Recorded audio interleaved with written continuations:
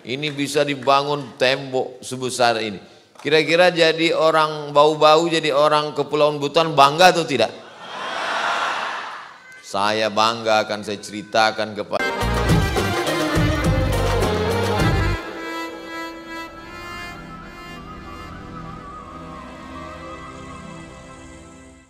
Alhamdulillah wassalatu wassalamu ala rasulillah wa ala alihi wa sahbihi wa man tabi'ahu wa mawalah. Yang sama-sama kita hormati Bapak Wali Kota Bau-Bau beserta rombongan, para alim ulama, tokoh masyarakat, hadirin hadirat, jamaah semuanya insyaallah dimuliakan Allah Subhanahu wa taala. Amin ya rabbal alamin. Saya senang sekali pagi ini dibawa jalan-jalan ke 500 tahun yang lalu, Masjid Kesultanan Buton. Sampai di dalam saya dijelaskan Ustadz Somad, ini kayu-kayu ini tidak ada lantainya, sengaja disusun sedemikian rupa. Filosofinya adalah bahwa ini seperti tulang rangka manusia, dan jumlahnya semua 313 sebanyak tulang sendi yang ada pada diri manusia. Jadi penuh dengan filosofi. Sebelum masuk ke dalam saya melihat ada gentong isinya air, bahwa siapapun orangnya kalau dia masuk masjid dia mesti suci. Dia suci dengan berwudu, dia basuh mukanya, tangannya, kepala dia usap, telinga, kaki dia siram, dia bersihkan hati, pakaian, tempat, lalu dia datang menghadap Allah Subhanahu wa taala. Lalu kemudian semua perangkat pengurus masjid jumlahnya 20 orang. 20 itu adalah simbol dari sifat 20 yang disusun dalam akidah Ahlus Sunnah wal Jamaah, wujud, qidam, baqa, mukhalafatul hawadisi, qiyamuhu binafsihi, wahdaniyah, qudrat, iradat, ilmun, hayat, sama, basar, kalam. Sebelum sampai ke masjid yang megah, di atas puncak, turun ke bawah kita akan melihat pemandangan yang begitu indah, maka kita mesti melewati dulu benteng yang pernah masuk dalam Guinness Book of Record, benteng terbesar di dunia. Sampai hari ini satu kecamatan. Saya pernah juga dibawa ke benteng tapi tinggal puing-puingnya aja. Hari ini bentengnya masih utuh. Bagaimana 500 tahun yang lalu manusia-manusia bisa membangun benteng begitu kokoh. Hari ini saja orang peletakan batu pertama sekaligus batu terakhir. Ini bisa dibangun tembok sebesar ini. Kira-kira jadi orang bau-bau, jadi orang Kepulauan Buton bangga atau tidak? Saya bangga, akan saya ceritakan kepada anak cucu saya. Aku sudah sampai ke Bau-Bau di Kepulauan Buton, Kesultanan Buton. Mereka tidak hanya dapat dunia, tapi juga mereka dapat akhirat. Mereka punya istana, mereka punya benteng, tapi mereka tidak lupa membangun masjid. Ada orang yang bangun masjid sampai lupa bangun benteng, akhirnya musuh masuk kebobolan. Sibuk membangun benteng sampai tidak bangun masjid, mereka dapat dua-duanya. Yang lebih parah generasi na'udzubillah, benteng tidak punya, masjid tidak punya.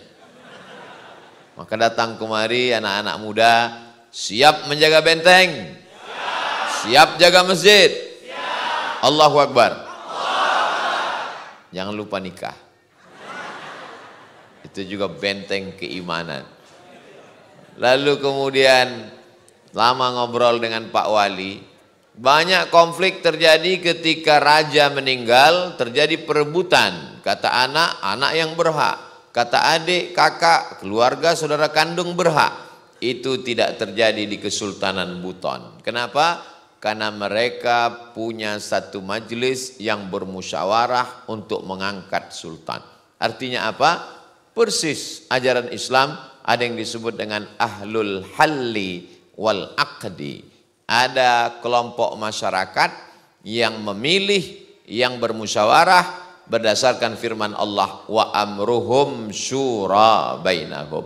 Orang beriman memutuskan perkara dengan musyawarah. Artinya apa?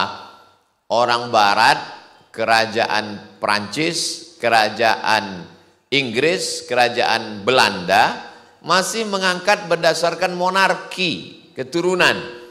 Tapi apa yang dilakukan di Kepulauan Buton, di Kesultanan Buton, mereka jauh lebih maju cara berpikirnya daripada yang ada di Eropa. Allahu Akbar. Apa yang membuat cara berpikir itu maju? Karena di sini adalah tempat persinggahan.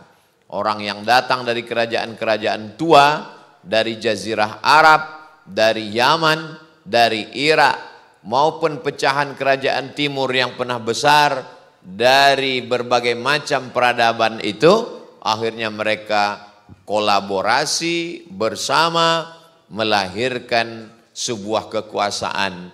Dan Masya Allah tabarakallah, begitu dakwah Islam datang, mereka tidak sombong, mereka tidak angkuh, lebih dulu kerajaannya baru datang Islam. Ketika para da'i datang, mereka tidak menolak, mereka tidak membunuh, mereka menerima, mereka jauh lebih baik daripada penduduk Taif yang melempar Nabi dengan batu. Yang datang ke Kepulauan Buton bukan Nabi Muhammad sallallahu alaihi wasallam. Yang datang adalah pewaris para nabi, al-ulama warasatul anbiya, dan mereka bersyahadat satu pulau, satu negeri mereka menerima dakwah Islam, sehingga kalau sudah disebut orang Buton dapat dipastikan bahwa mereka adalah muslim dan mereka menerima dakwah asyhadu an la ilaha illallah wa asyhadu anna muhammadan rasulullah. Apa yang saya jelaskan ini untuk mengingatkan anak muda, jangan terlena dengan masa lalu. Karena kita punya masa depan. Siapa yang tak pernah punya masa lalu? Lalu untuk apa Ustaz ceritakan masa lalu ini? Halakamru'un lam ya'rif qadrahu. Orang celaka adalah orang yang tidak tahu siapa jati dirinya. Setiap anak Buton, dia mesti bisa bercerita bahwa kami adalah orang-orang yang punya peradaban. Kami punya benteng. Kami punya kesultanan, kami punya hukum, kami punya masjid, kami punya kebanggaan. Sampaikan itu ke anak cucu. Yang bisa menulis buku, tulis buku. Belum bisa nulis di buku, update status. Update status sudah ditulis, belum tersebar, isi paket. Menulislah supaya orang di masa akan datang tahu bahwa kau pernah hidup di masa lalu. Masa lalu itu mereka, masa depan itu kamu. Pada kesempatan ini saya diminta untuk menjawab beberapa pertanyaan. Assalamualaikum warahmatullahi wabarakatuh. Waalaikumsalam warahmatullahi wabarakatuh. Semoga Ustadz dan keluarga dirahmati Allah. Amin ya rabbal alamin. Mau tahu nih